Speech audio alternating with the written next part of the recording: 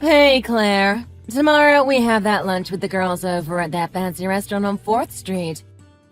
You haven't forgotten about it, have you? I've already made the reservation.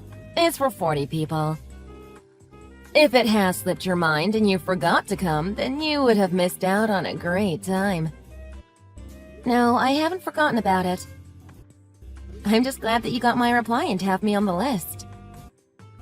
That's good to hear. Because if you didn't make it, I'd still have to bill you for the lunch. You should be glad that you're even being invited to these grand events. I look forward to hearing your appreciation tomorrow. Why do I get the feeling that you intend to make me pay for the entire lunch for everyone? Because that has happened in the past. Tomorrow, I expect that everyone will pay for themselves. You're going to have to try and explain that to everyone tomorrow by yourself. It's not up to me to decide. How do you think the other 39 members of the party will appreciate your stinginess? Stinginess? You don't seriously think that not wanting to pay for 39 other people's lunch at a high-class restaurant is a sign of stinginess? Surely trying to make someone pay for 39 people's lunch is more of a sign of being super stingy. I don't know where you get off talking like that. Anyway, a promise is a promise. I'll see you tomorrow. Yes, I RSVP'd, so I will definitely attend. But I sincerely hope that tomorrow you can find it in your heart to be nice to me. I don't appreciate it when you're always on my case and taking shots at me. Always on your case? I have no recollection of ever being on your case, nor making fun of you. In fact, I thought I was being extremely kind to you. After all, you don't have any friends, so I was simply trying to expand your horizons a little. It hurts me to hear that you think my kindness is mean-spirited. I honestly don't believe that's the way you actually think. But I guess if you keep telling yourself that, then it's easier to believe. Pretty much every time we get together with a group, you end up making me the butt of all of the jokes. Just like always, tomorrow you are most likely to say things like, "After all, she's just a wife of a low-level employee," and try to put me down in front of all of your executive friends. I'm not putting you down at all. I'm simply stating the facts. After all, my husband is your husband's boss. Yes, that may be the case, but surely our husband's relationship at work has nothing to do with our relationship outside of work. Our only real connection is that we both have children going to the same kindergarten. Yes, that's right. And that's why I have tried my best to reach out and be friendly with you. I don't know why you need to say it like that, as if you were doing me a great service by inviting me. Anyway, I apologize if I got the wrong impression. Perhaps there's no point arguing about it now. Yes, there's nothing to discuss, really. After all, the wife's position in society is dictated by their husband's position within their company. Your husband is just a regular low-level employee. My husband is a manager. So therefore, I rank higher than you. You will never be able to do any better. Hence, your position in society has been set. Women's position is decided by their husband's position? What is this, the 1800s? That certainly is a strange position to take in this day and age. And the way you say it so unashamedly, too. So, what you're saying is you're only existing because of your husband? Don't you think that's a little bit of a sad position to take? Oh, come on. Get off your high horse and accept the cards that have been dealt to you. Anyway, forget about all that. I'm really looking forward to tomorrow. Let's put on a happy face and have a good time. Okay, sure.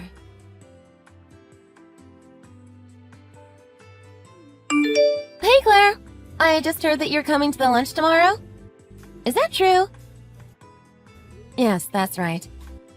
Sarah invited me a few days ago, and she was so persistent that I attend that I gave in and said okay. I really don't want to go, but I've already committed. You know I don't like to break promises. You know what's gonna happen, don't you? The same as always. Sarah is going to have a grand old time making fun of you in front of everybody. Yes, she never changes. I know I can put her in her place if it gets too out of hand. You should! You so should! The sooner you let her know the truth, the better it will be for you. I can't wait to see the look on her face when she learns the truth. Please make sure that I'm in the room when it happens. Please? Yes, I can imagine it too. But I'm not a big fan of cutting people down. I guess if it gets too out of control, then maybe I can say something to her in private. But for the moment, I think it's just easier to let her have her fun and get over it. I guess if that's the way you want to handle it, there's nothing I can say. Anyway, I'll see you at lunch tomorrow. Not that I really want to go anyway. I mean, it's 40 people. That's a lot. It's going to be way too rowdy. Then on top of that, $100 a head? Who can afford to pay that much for lunch? Sarah did say it was at a classy restaurant, but she never mentioned the actual price until the other day. I normally don't spend that much on lunch all month. Don't worry. I'm pretty confident that Sarah is going to try and make me pay the whole bill again anyway. Maybe she's done that in the past, but tomorrow you don't have to worry about anything like that. After all, everyone has already paid for their lunch. What do you mean, you've paid already? You know, it's a set course, and the price is fixed. So everyone has already given the money to Sarah in advance. She already has the entire bill covered. That's 40 people at $100 each. You do the math. That's interesting. She hasn't mentioned anything about that to me. Really? Do you mean to say she is going to let you eat without paying? How lucky for you! No, I have a funny feeling that's not what she has in mind. I'm pretty sure that she's going to try and make me pay the entire bill myself. And then she'll simply pocket the money she collected from you guys for herself. No way! You mean she just outright steal from us? So, hang on. Not including you and her, she has collected $100 from 38 people. That's almost $4,000 that she's collected from us. What does she plan to do with that money? Perhaps I'm wrong. Perhaps she simply forgot to tell me that we were supposed to pay in advance. I'm sure we'll find out tomorrow. If it turns out that she is trying to keep the money for herself, the truth will come out pretty soon. Well, whatever happens, just remember that we all have your back. Sarah has been pretty rude to most of us in the past. She thinks she's so important because of her husband's position, and treats us all like her slaves. We all hate it when she starts belittling you in the way she does.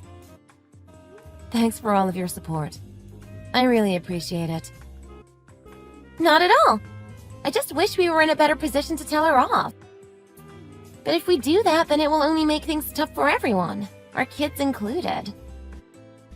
Exactly. She doesn't seem like the type of person who would take criticism very well. It's best to just roll with it and let her think she is right. You are so cool-headed. That's what I love about you. Anyway, I'll see you tomorrow. Yes. Thanks for the info. Wow, that was so good. I mean, the French restaurants that I usually eat at are pretty good too, but today was just exceptional. Not that you would know anything about good quality, would you, Claire? Yes, you are right. I don't often get the chance to come to restaurants of this caliber. Yes, well, that's only to be expected. After all, you need to be pretty well off to be able to afford this with any regularity. Anyway, now that we're talking about it, could you organize to pay the bill for me, please? I'm sorry, what? You heard me. The bill. I'm going to need you to pay for the entire lunch today. No. I clearly recall saying to you yesterday that I had no intention to pay for everyone's lunch. I told you that we should all split the bill and pay our own way. Perhaps you said that yesterday, but did you bother telling that to anyone today? After all, they have all finished and gone home already. There's no one left in the restaurant. Even I have left already. What? When did that happen?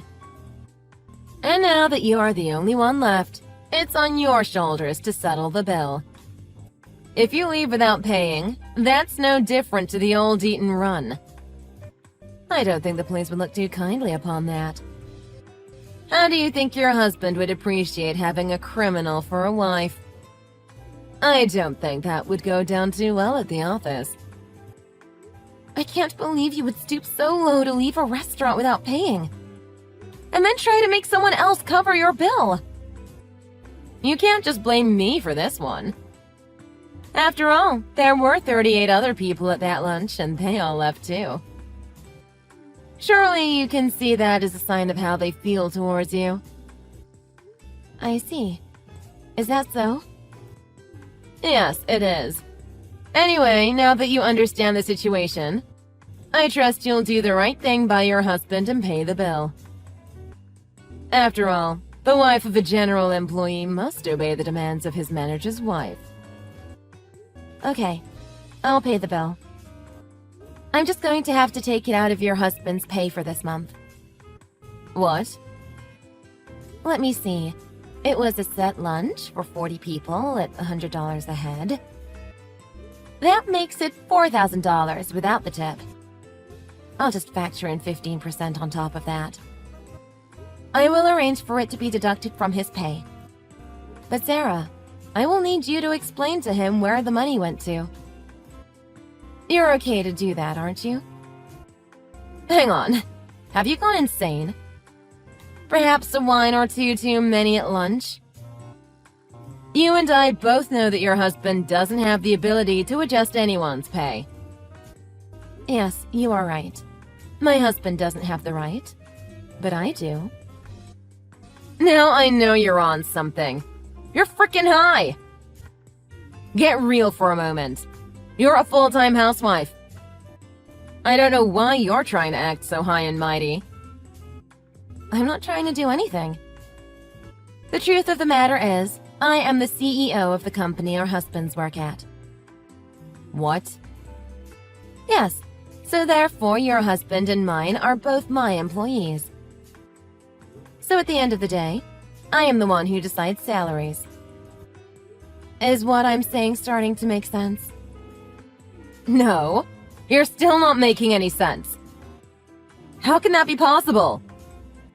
It's a little bit more than unbelievable. So you'll understand why I'm doubting you. Yes, I do understand why you would have your doubts. Hang on a moment and I will send you some proof.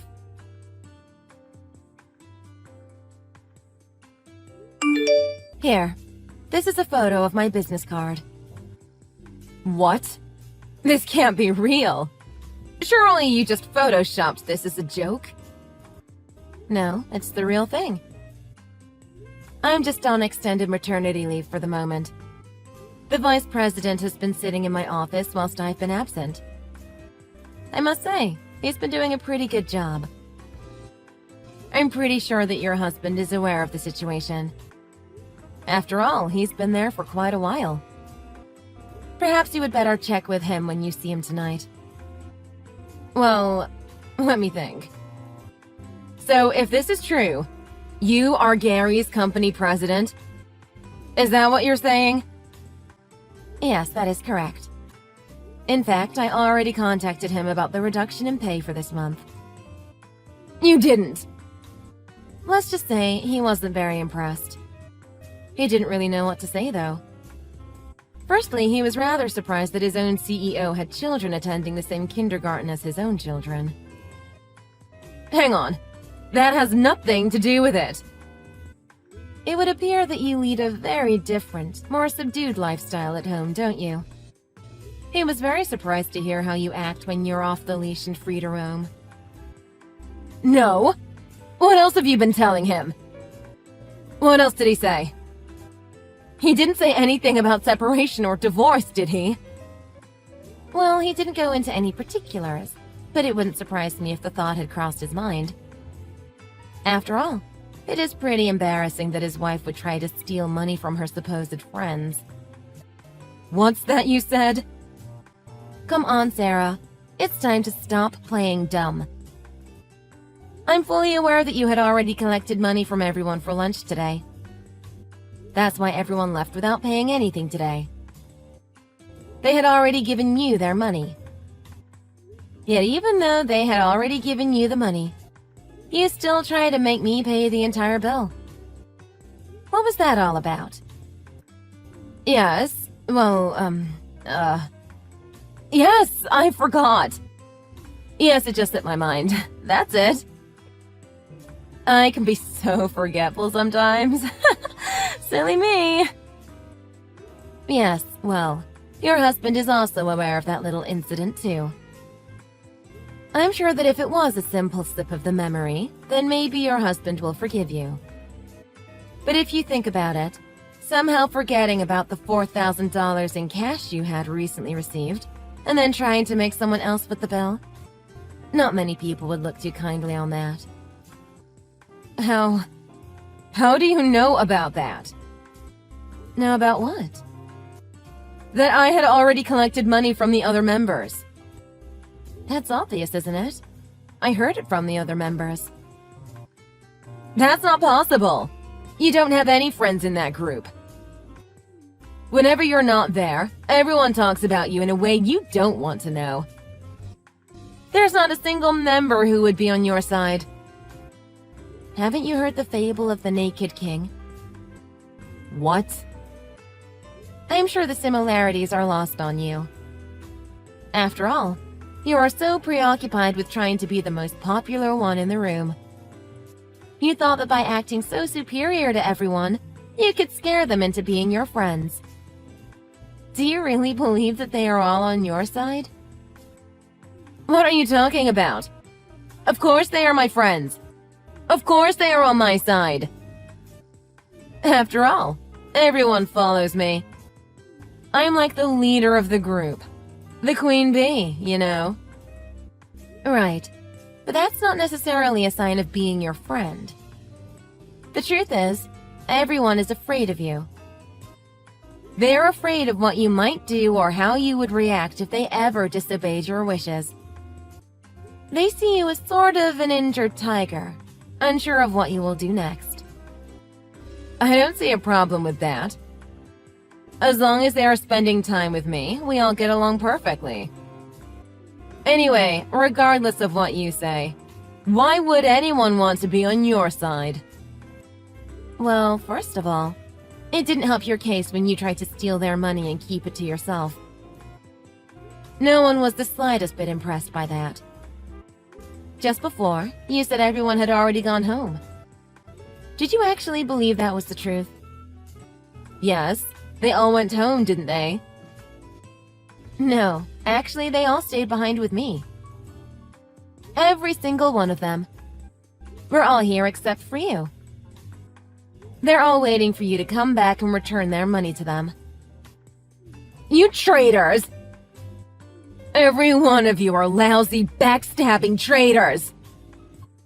Say what you like, but if you don't come back right now, I will have to call the police. Okay, wait. I'll come back right now. I'll do anything. I'll beg. I'll grovel if you want me to. Just don't call the police. Come on, give a girl a break. I'd appreciate it if you spoke a little bit more politely. After all, I am the CEO of your husband's company. I'm sorry. Please, allow me to make it up to you. Please don't call the police. That's better. Now, please get yourself back here with everyone's money. If you agree to repent and beg for forgiveness in the middle of the car park and shout out your apology for everyone to hear, perhaps we can forgive you. I expect you to be here within 30 minutes. You'd better hurry up. The clock's ticking. You don't have to be that pushy. I'll be there straight away. I'll apologize. But I'm going to need a little more than 30 minutes to get there. I don't know what you're talking about. How do you have the right to make demands to me? After all, I am your superior in life, isn't that right? I remember you saying a woman's position in life is dictated by her husband's position in the company. We need to respect that hierarchy. In my case, gender is irrelevant. And I simply outrank you as a successful business person. Sarah was able to get back to the restaurant in 28 minutes. Immediately, she was on her knees crying and begging for our forgiveness.